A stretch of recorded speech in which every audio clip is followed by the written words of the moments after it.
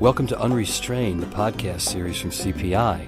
Here you can enjoy conversations where professionals on all sides of crisis and behavior management relax and open up about themselves, their workplace, and their clients.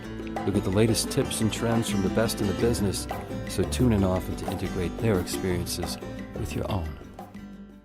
Hello and welcome to Unrestrained, the CPI podcast series. This is your host, Terry Vittone, and today I'm joined by two guests, AlGene Caraulia Sr. and who together with Gene J. Wyka and Gene T. Wyka co-founded CPI back in the early 80s, and AlGene P. Caraulia Jr., who today is Vice President at CPI. Hello and welcome to you both. Hello. Hello, how are you? I'm well, thank you. Let me tell you a little about my guests. AlGene Sr. was born on the island of Oahu in 1940. In 1954, he began studying judo and aikido after a playground fight left him with a bruised shoulder. Interest and expertise in the martial arts became a prominent part of his life from that point forward. It's interesting to note here that aikido is a martial art that focuses on harmonizing with your opponent to bring peaceful resolutions to situations involving conflict. In 1958, he departed from the University of Hawaii and traveled extensively across the United States. He finally settled in northern Michigan and received a degree in communication psychology from Northern Michigan University. While at university, he also lettered in swimming and diving. During the summers, he taught karate at the Chicago Karate Center, and it is here where he met Gene Wyka, with whom he would later go on to found CPI.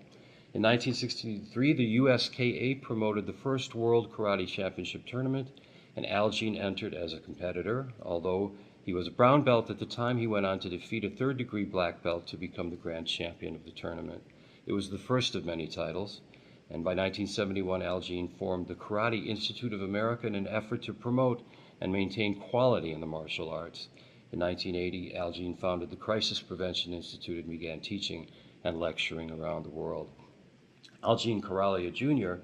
is a vice president at the Crisis Prevention Institute, and in his role, AlGene provides expertise in nonviolent crisis intervention training through program design, facilitation, and implementation, and he also oversees operational activities, including management and development of CPI's global professional managers and instructors, the team of CPI certified instructors and their managers who literally crisscross the country and circle the globe, facilitating CPI training. AlGene also has experience supporting adolescents with varying developmental disabilities and served in various roles in juvenile and adult corrections. He earned his MBA from the Weatherhead School of Management at Case Western Reserve University in Cleveland, Ohio, holds a senior professional in human resources accreditation from the Society for Human Resource Management, and is a fellow candidate at American College of Healthcare Executives. He lives in Pewaukee, Wisconsin with his wife Annette and has 4 children and 1 grandson. All right, gentlemen, well, let's jump in. My first question is for both of you, but let's start with AlGene Sr. Could you talk about the values of care, welfare, safety, and security, and how they were bedrock values in the formation of CPI? Well, that the care and welfare, safety and security is now a bedrock, but like all bedrocks, it actually is like a cable that has many different strands to make it as powerful as it is. And there were 4 reasons that I got the program, the program was written to develop that care and welfare. And these reasons may not seem, very reasonable until you see how they got together.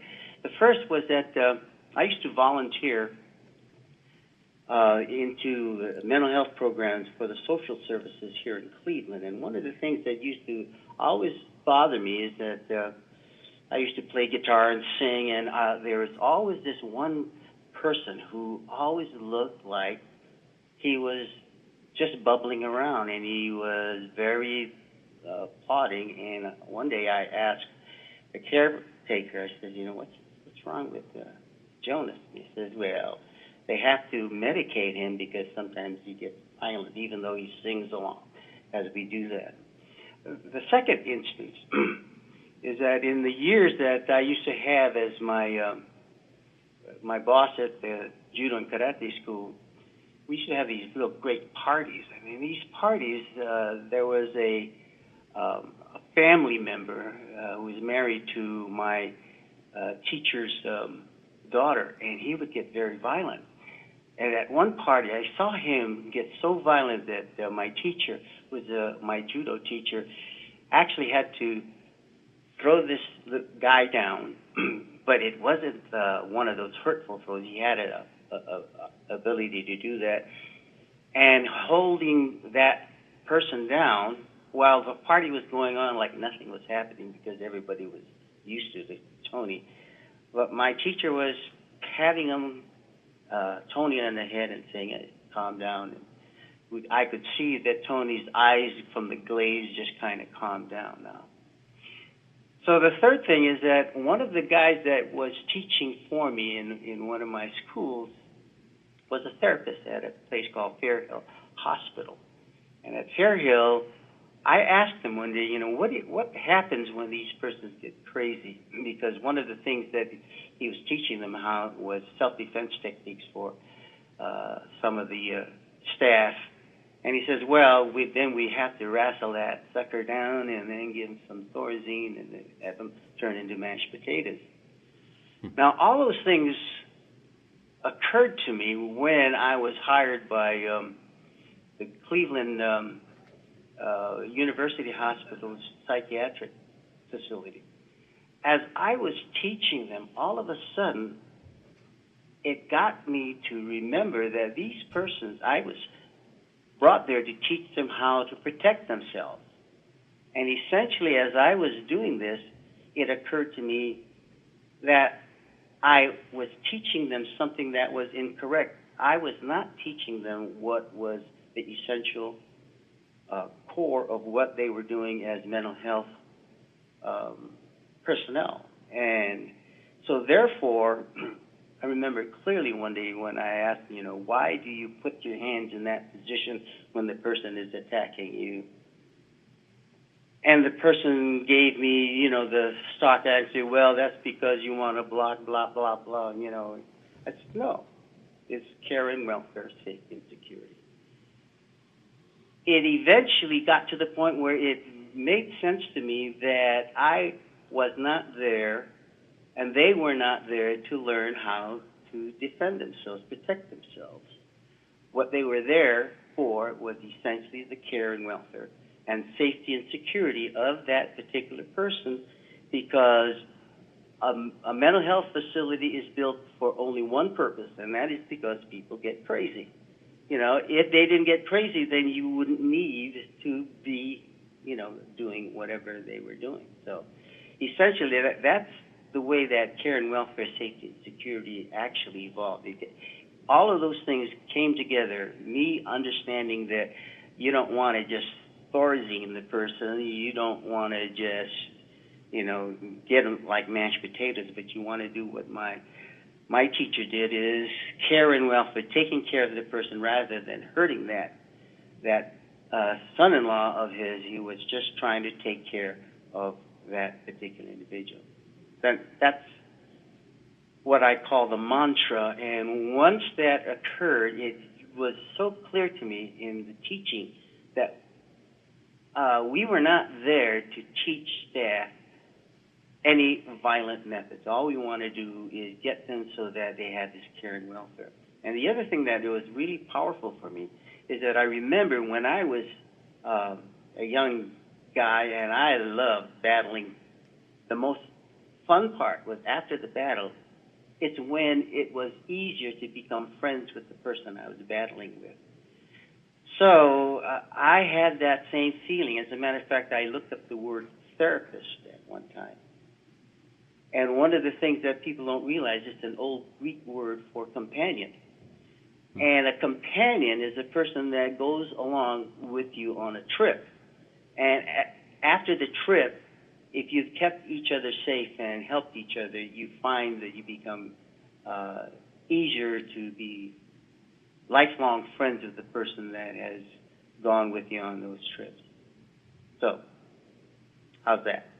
That's great. I mean, to develop that philosophy and a paradigm shift, really, at the hospital is a remarkable sort of philosophical construction to indeed bring care, welfare, safety, and security into an environment where previously it had been just about immobilizing someone who was perceived to be out of control.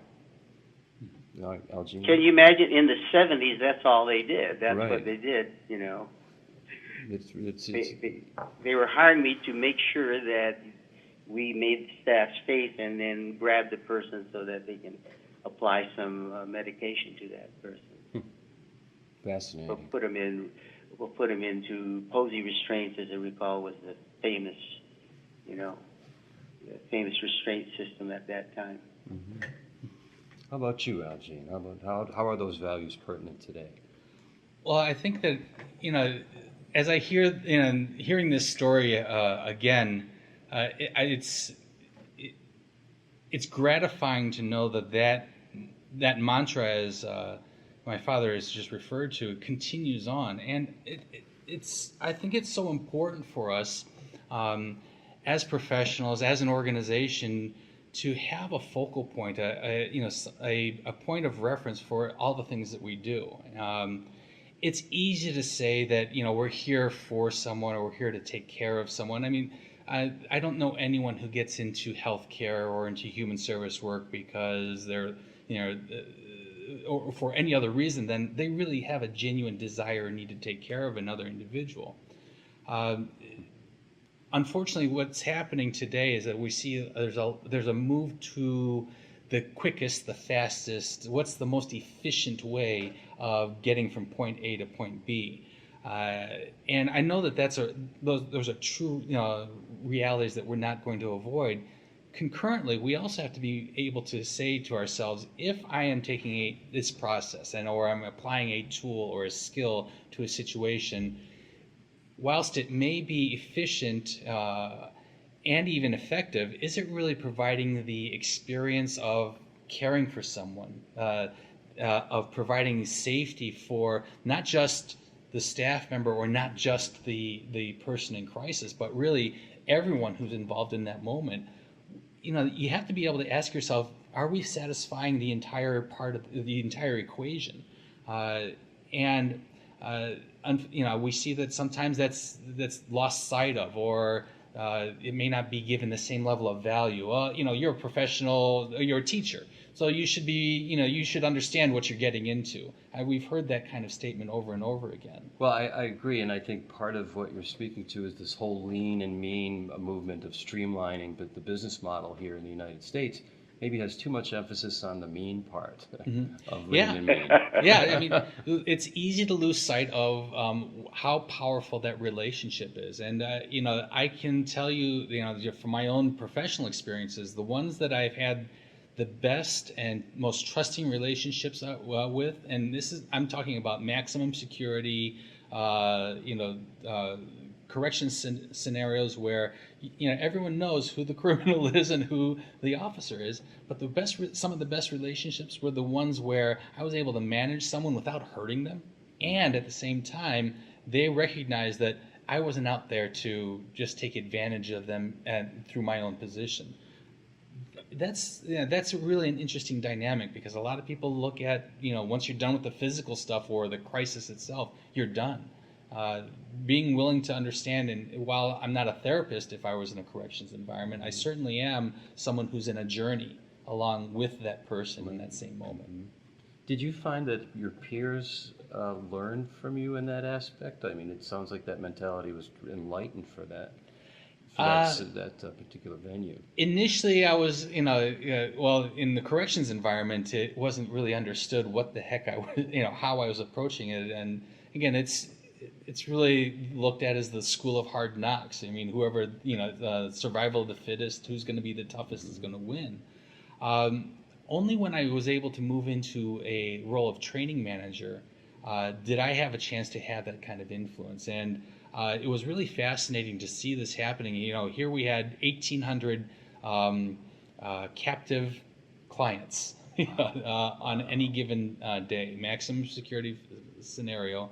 And in that environment, recognizing that, I need to make sure that not only I'm maintaining security, because now security is of paramount importance, at the same time, I also am responsible for the welfare, the life safety of everyone in that environment. And it really just made sense to me that if I'm going into a situation where we have to manage someone physically, it is a lot easier in the long run, and even in the short run, if I can do it in a way where, I'm walking out of there without injury, this person's walking out of there without injury, and it's not so much focused on, who's the toughest, because one of the things that every competitor recognizes is that there's no one who is always going to be the number one competitor. Even Muhammad Ali lost matches. He lost fights. There's always someone tougher coming down the line, and understanding and recognizing that, survival of the fittest, or whoever's going to be toughest, is a very short-sighted and limited perspective when it comes to managing environments. Well said. Well said. My next question for AlGene Sr. Back when you brought security training and care staff together in the same training, it was a very new concept. It must have been very foreign at first to the people who were being trained together. And I'm wondering if you recall a light bulb moment where the training began to be accepted and really resonate with those being trained. And I wonder what those initial receptions were like. Ooh, it sounds like you never were in mental health back in those days. It was not unusual at all. As a matter of fact, that was the prime example that security was involved with it, is because in those days, now you're talking about the 60s and 70s, mental health workers were not supposed to put their hands on these violent persons, because in those days, the trend was, you don't want to put your hands on anybody because you're teaching them how to be violent. I mean, it was one of the things that was very strange in those days. So, since a mental health worker was not supposed to be violent, then you got to get somebody else who has the chance to be violent, and that's the security person. So when I did my first training, it was at a place called Woodruff Hospital. What happened is that I trained nurses and therapists, and no doctors, of course, in those days, because it was, not in their job category to be part of managing an aggressive patient. Security people and janitors. But my first class was in a big gymnasium where I had, I'm going to have to guess, about 80, 90 close to 100 staff that I had to do that training. So it was not difficult. And one of the most interesting things was the psychiatric staff and nurses. They were very happy. I mean, this is something that they've probably been working there, some of them, for 20, 30 years. And that's always in the back of their mind. Oh, yeah, I got safe today. What if tomorrow doesn't do whatever? So it was it was like, it's so much fun to be able to teach people that were happy to learn something. And the only thing that was different, of course, I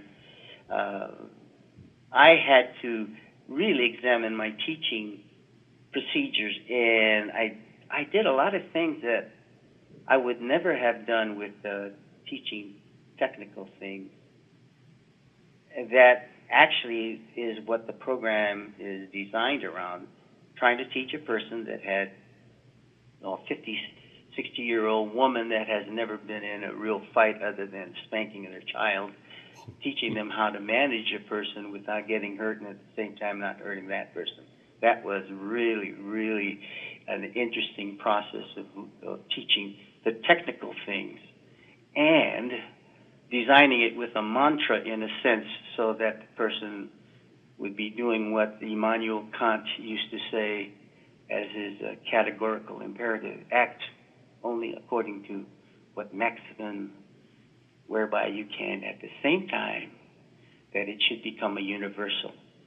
And so, they weren't doing it to protect themselves. They were doing it so that they can render care and welfare.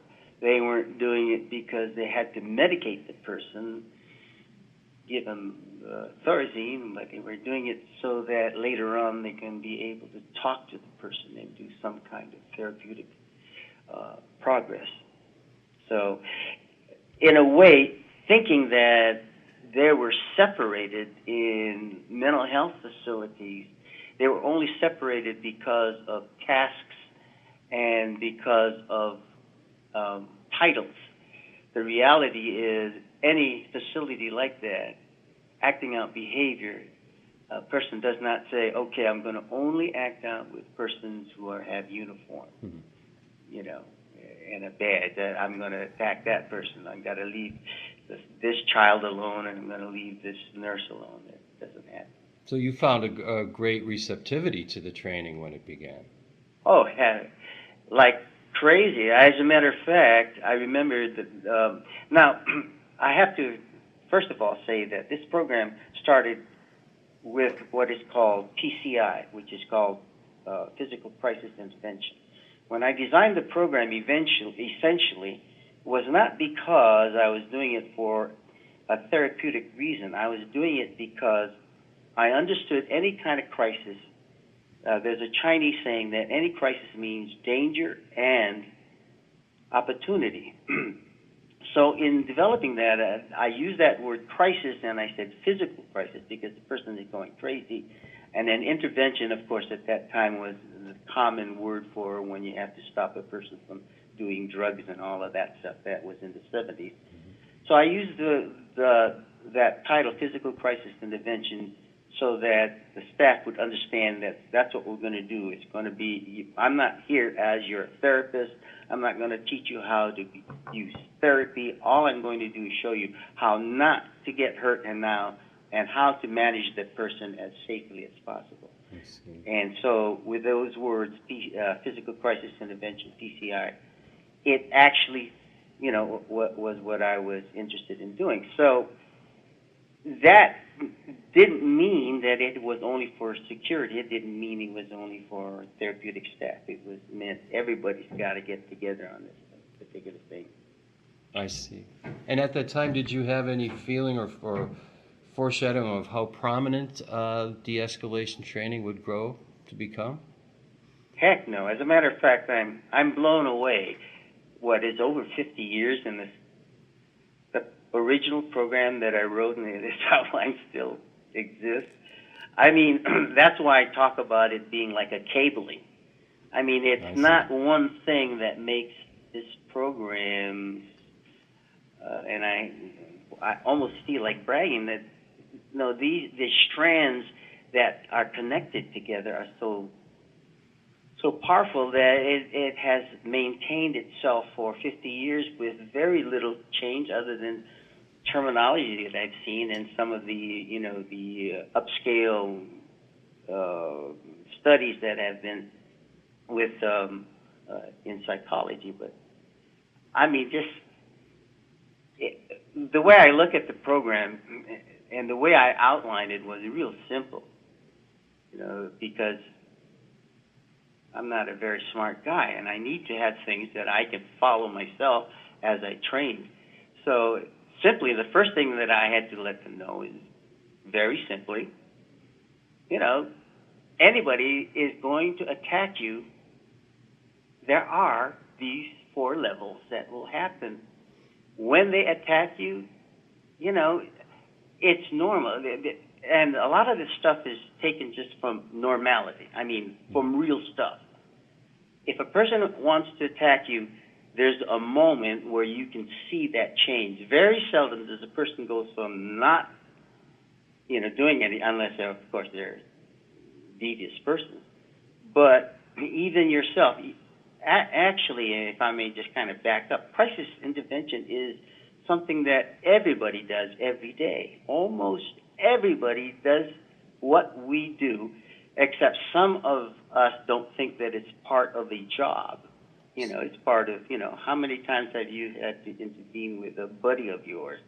Or if you're married, your wife is intervening with you almost every day. And So crisis intervention is not an unusual process. It's not something that I was smart enough to invent. It actually was there. All I did was be able to look at it like those cable strands and identify there's a point where this person has just changed.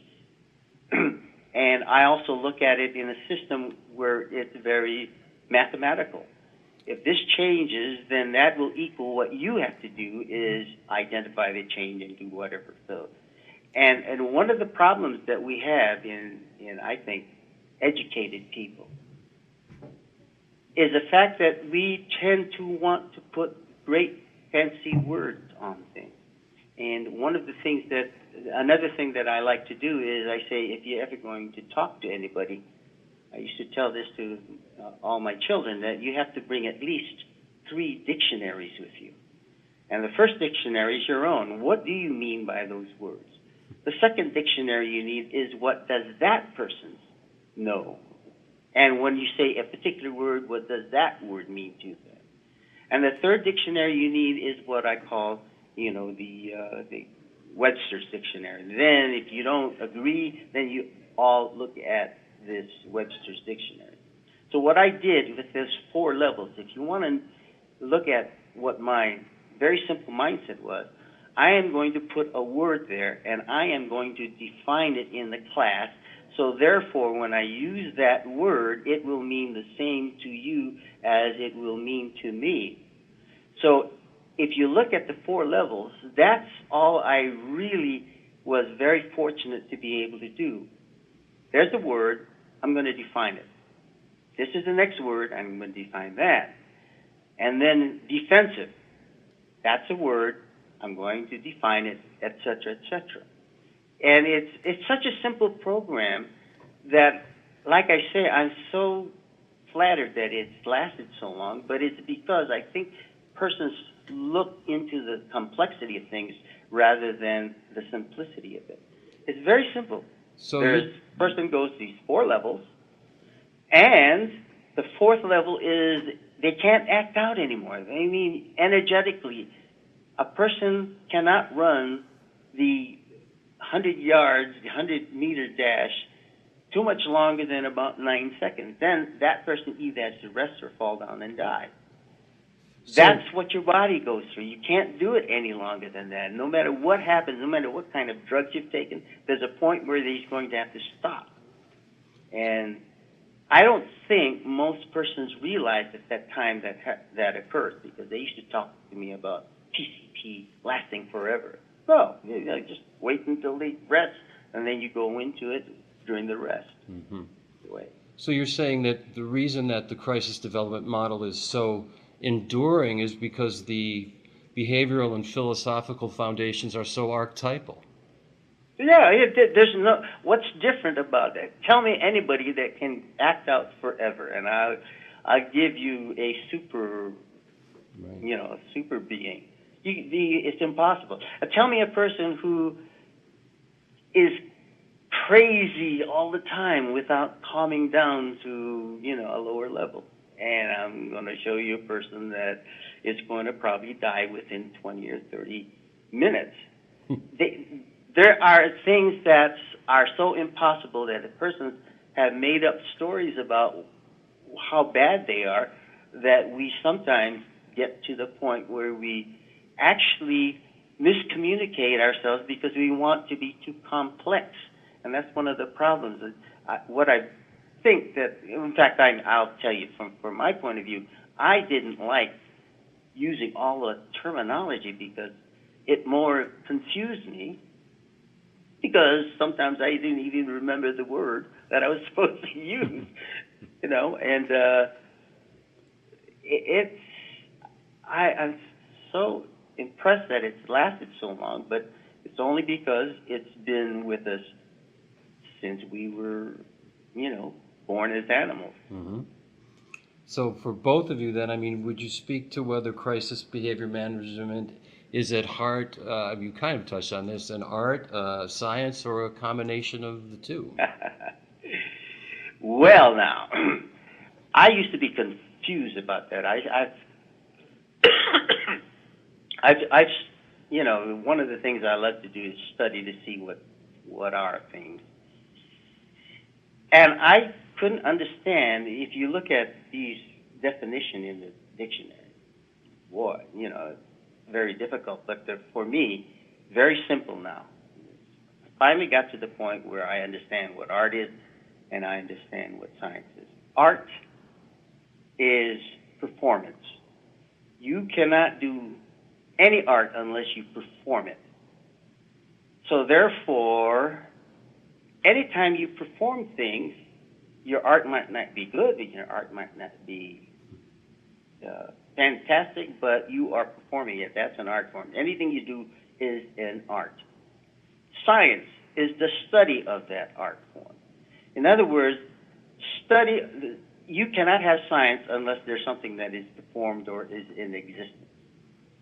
So therefore, art is performance.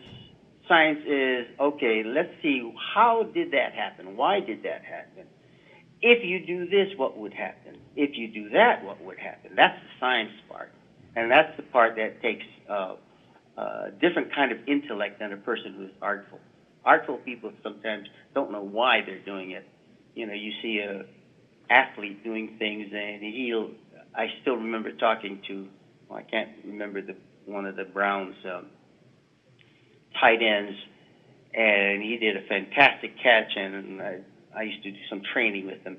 And I said, how'd you do that? And he looked at me, and because we're both martial artists, he kind of did, I don't know what the heck I did, But I'm going to lie. And he tells all these other things about it. But a lot of times, things that you do are done so intuitively that there is no real intellectual input in whatever's happening.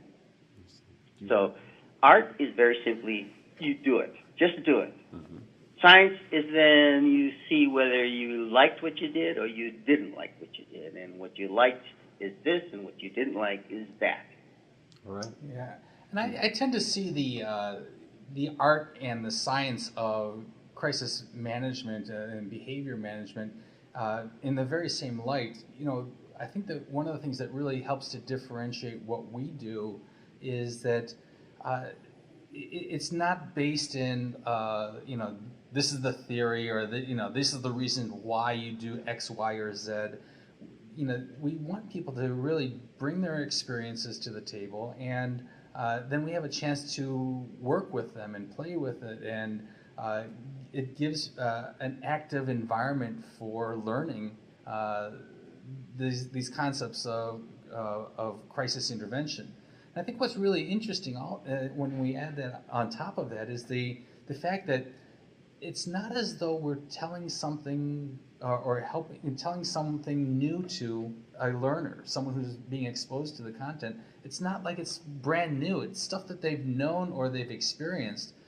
What we've been fortunate enough to have experienced through the organization of the program, the crisis development model, verbal escalation continuum, all of it really comes down to organizing thinking so that people understand what was really taking place. Now, if we look at that intuitive success, that's an important component, because a lot of people say, well, I was just lucky. There might be some luck in that intuition, but I would also wager that experiences from the past lend itself to the intuition. Some abstract concepts and learning contributed to it, and we want to be able to reinforce why things were working, and that's what we do. Is we look at the art of why were you successful, or the success that someone has had, and then leverage that to say, all right, so here are some of the components, the science, if you will, or the study as to what was helping to make it successful. It doesn't negate the importance or the power of intuition. And in fact, what it does is it helps someone say, you know what? Wow, thank goodness, because I wasn't sure if I was doing the right thing or not. And now I know I was. So it becomes an affirmation. Mm-hmm. And that's great. Question now, moving on to you, AlGene, the current vice president here at CPI. wanted to ask, what's the most important thing that you're working on right now, and how are you making it happen? Wow. Well, Good question. yeah, I look at that and I said, all right, what's the laundry list of things that we're working on? I think that without a doubt, I have to talk about conference and how we're preparing for our next instructors conference. It's fascinating because I get mailings and emails and brochures. If I don't get 2 every day, my computer's been turned off.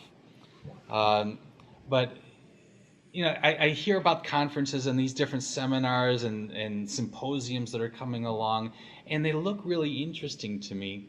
But they also tend to feel a little hollow. And what I mean by that is that, it really feels like it's a task-oriented kind of event. The Instructors Conference, since its founding,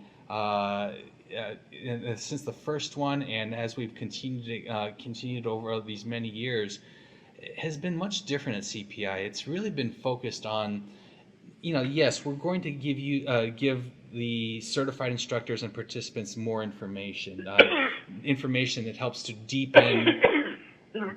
Yeah. Okay there? Yep. Sorry, Okay. No problem. I just tried to get you guys away from this microphone here. All right. So, conference has from the beginning been a very important element of what we do at CPI, because not only do we give more information, broaden the information or knowledge for the certified instructors, it's unique in that it also is it's reflective of the culture of CPI. I mean, let's go back to the mantra of care, welfare, safety, and security. We have more than 32,000 certified instructors around the world who have raised their hand and said, yes, I believe in that, and that's what I'm dedicating the training to. And we continue to hear this story of how much CPI training influences any of the other training experiences that they provide to their colleagues. So when we have a conference, what it does is it's reinforcing that culture of care, welfare, safety, and security, and it sounds almost hokey in its Let language, me doesn't give it? you one of the most important things that, again, I hate to sound me-ish, but one of the most important things that I felt that was important was to have a conference. As a matter of fact, all of my my partners at that time, when I suggested that we do these conferences, they actually thought it was kind of foolish. It was just a waste of, they did not have any idea what it meant. Now, I have already been involved with about 2 or 3 national organizations, and I had my own organization in martial arts. The thing that was really interesting about martial arts is that when a person is out there, even though you're learning the same technical things as a person down the road, you don't have this feeling of connectedness. You will feel alone. There is that lonely feeling that you have, that I do CPI, but nobody else has done it. The organization actually becomes an organization because the organisms all get together, or they have a gathering place, and everybody knows that we are a group rather than we are individuals. And essentially, it's very interesting that, kind of like a family, I have a family and I know I'm of a family. But if you don't have that family, there's not that one connectedness of being together. So I still recall having about a 2-year debate over having these conferences. And the only way that my partners could get a conference is that if they could make some money with it.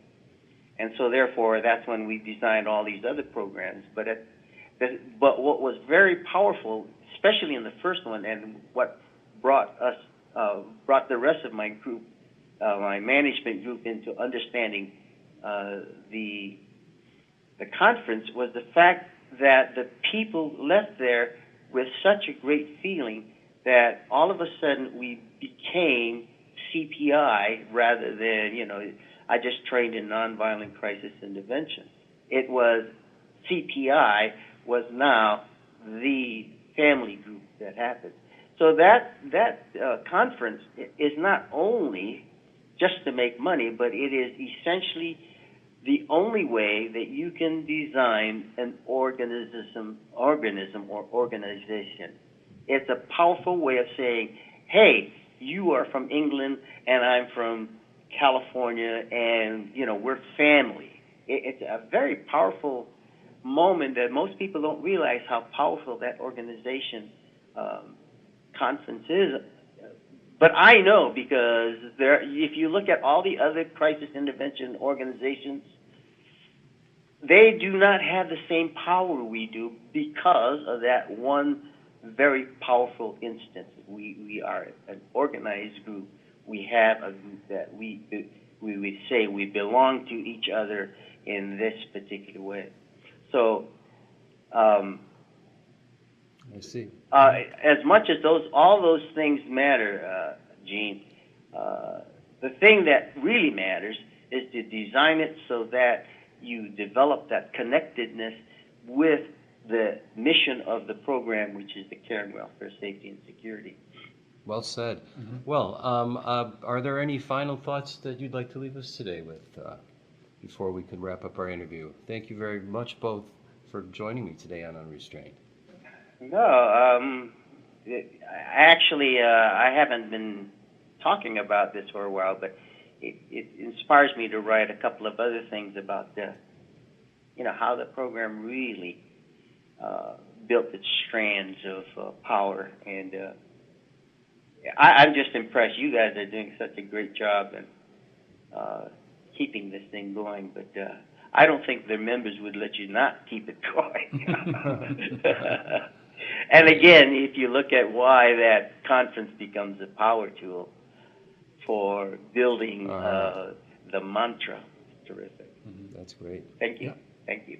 Thank you, AlGene. It's been it's really being able to rejoin CPI.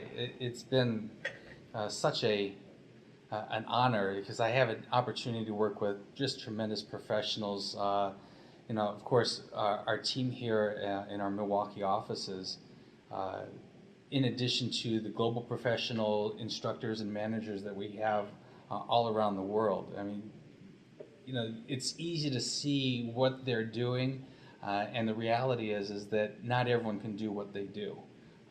This is not it's not just one of those autopilot kind of positions. They are in a constant evolution of who they are as professionals, and they're in a constant development pathway. And it takes a very special kind of personality and skill set, quite frankly, to do what they do. And the fact that we've had professional instructors who have been on the road for more than 18 years, still as part of our team. And again, what a tremendous reflection and statement about the commitment they have to what we do here at CPI. And the fact that there's so many members of the leadership team around the world who were in the very same roles. That's reflective of, in my mind, a very strong and powerful organizational culture. Nice. It's in a way that CPI's product, if you will, can evolve in a way that a commodity never could. I would tend to believe that, and because commodities tend to forget about the most important thing which we deal with, which are humans, the human experience. What a tremendous thought to wrap today on. Well, this is for Unrestrained, Terry Vittone. I want to thank very much my guests today, AlGene Jr. and Sr. Caraulia, and thank you, gentlemen. Thank you very much. It's been my pleasure. Appreciate it. And thank you all for listening.